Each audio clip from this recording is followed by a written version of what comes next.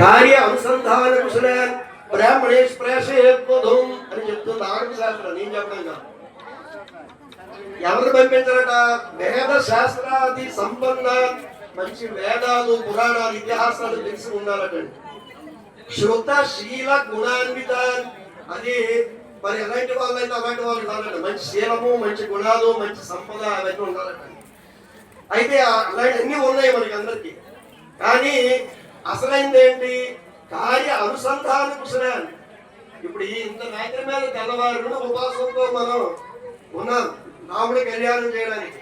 మరి ఇప్పుడు సీతమ్మను ఇక్కడ ఏం చేస్తేనే కళ్యాణం జరుగుద్ది. కార్య అనుసంధాన కుశలాన్.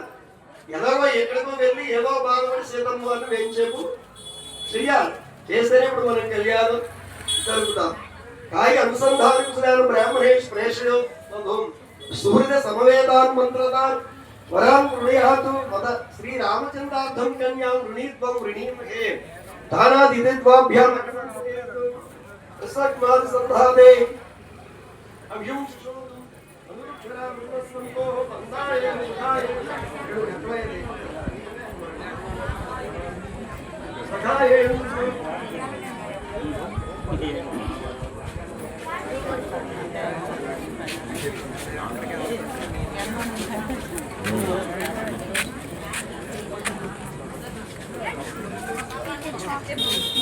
कार्य अनुसंधान कुशलान ब्राह्मणेश प्रेषयेत्वधुं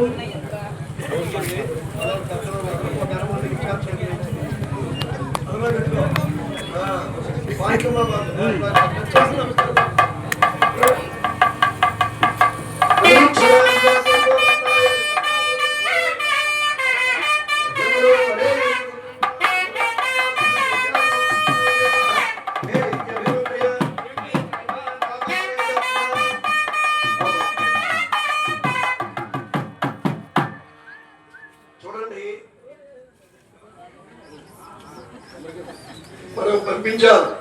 మరి రాముడి గురించి తెలుసుకోవాలి మనం. అలాగే సీతమ్మ వారి గురించి కూడా తెలుసుకోవాలి. మన అమ్మాయిని అన్నబెట్టాలకు ఇచ్చేస్తామా?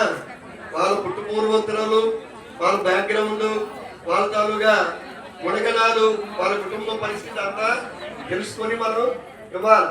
మరి మన రామచంద్రునికి మనకి తగినటువంటి అమ్మగారు సీతమ్మ వారు. సీతమ్మ ఎలాంటి అమ్మో మనకి అందరికీ తెలుసు. చతుస్సాగర పర్యంతం సదా దాతృవరాన్వయం హృదయేతాం సర్వకళ్యాణ భాజనావిహ భూతలే యజుర్వేద శాఖాధ్యాయిని వాసిష్ఠ మైత్రా వరుణ కౌండిన్య త్రయాక్షయ ప్రవరాన్విత వశిష్ఠ గోత్రోద్భవాయ త్రిభువనాధీశాయ అఖిలాండకోటి బ్రహ్మాండ నాయకాయ తత్వ అతీతాయ సచ్చిదానందమూర్తయే సూర్యవంశ పావనాయ శ్రీమద్ ఇక్ష్వాకు వంశోద్భవస్య రామచంద్రమూర్తి తాలూగా గోత్రం వశిష్ఠ గోత్రం. వశిష్ఠ గోత్రం ఎలాంటిది?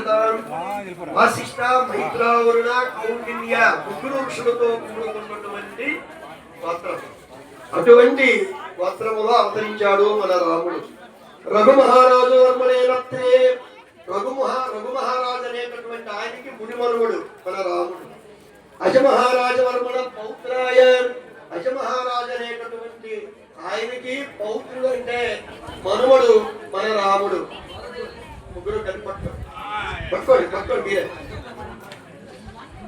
దశరథ మహారాజ వర్మణ పుత్రాయ శ్రీరామచంద్ర వర్మణేవరాయ. అటువంటి దశరథ మహారాజుకి అవతరించాడు. ఎలా? దశరథ మహారాజుకి 50,000 సంవత్సరాలు పిల్లలు లేరు, సంతానం లేదు. తెలుసా? 50,000 సంవత్సరాలు, ఒకటి కాదు. దశరథ మహారాజు 60,000 సంవత్సరాలు పరిపాలించాడు ఈ భూమండలాన్ని. అయోధ్యని రాజధానిగా చేసుకొని 50,000 సంవత్సరాలు సంతానం లేకపోతే మహర్షుల చేత, వాళ్ళ గురువు గారు వశిష్ఠ మహర్షుల చేత ఆలోచించారు. ఏం చెయ్యాలయ్యా, నాకు సంతానం లేదు. ఇదంతా ఏం లేదండి, పుత్రకామేష్టి యాగం అనే ఒక యాగం ఉంది.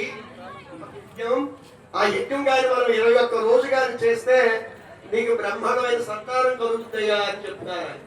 అలాగే మహర్షులు భారతదేశంలో ఉన్నటువంటి ఋషులందరినీ తీసుకొచ్చి పుత్రకామేష్టి యాగం అనే ఒక యాగాన్ని చేస్తే ఆ యాగములో చివరి రోజులో అనమాట యాగ ఫలం నిమిత్యార్థం అగ్నికుండములో నుండి అగ్నిదేవుడు ఉద్భవించి ఒక బంగారం కలశంతో పాయసాన్ని తీసుకొచ్చి దశరథ మహారాజుకి అర్పిస్తారన్న.